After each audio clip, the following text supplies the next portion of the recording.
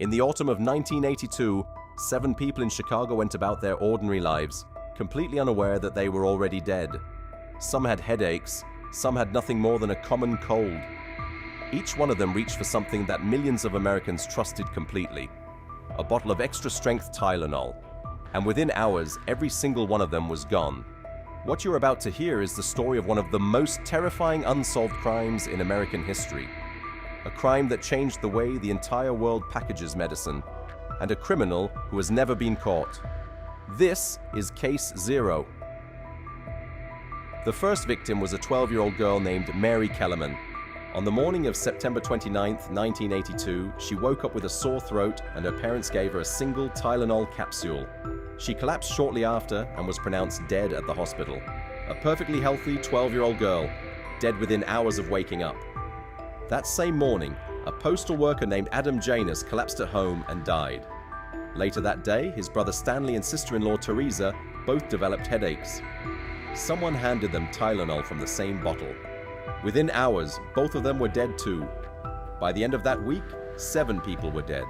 7 different stores, one common thread. When investigators tested the capsules, they found something that sent shockwaves through every law enforcement agency in the country. The capsules had been laced with potassium cyanide. Whoever had done it had gone into stores, removed bottles from shelves, opened the capsules, replaced the contents with cyanide, resealed everything perfectly, and put them back. Whoever did this was calculated, patient, and had absolutely no intention of ever being found. The FBI launched one of the largest investigations in its history. Johnson & Johnson recalled 31 million bottles of Tylenol at a cost of over $100 million. The incident directly led to the tamper-proof packaging we still use on every medicine bottle today.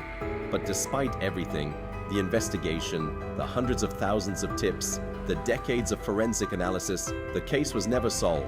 A man named James Lewis sent a letter demanding $1 million to stop the killings. He served 13 years for extortion, but always denied involvement in the actual poisonings. Another suspect had purchased large quantities of cyanide just before the murders.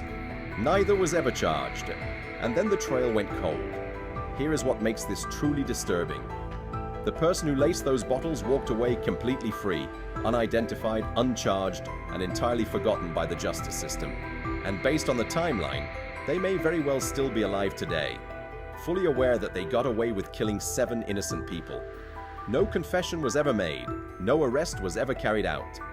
And the question that has haunted America for over 40 years remains completely unanswered. Who walked into those stores, poisoned those bottles, placed them back on the shelves, and simply disappeared? And where are they now? Still out there. And so are hundreds of cases just like this one. Subscribe to Case Zero. A new case opens every week.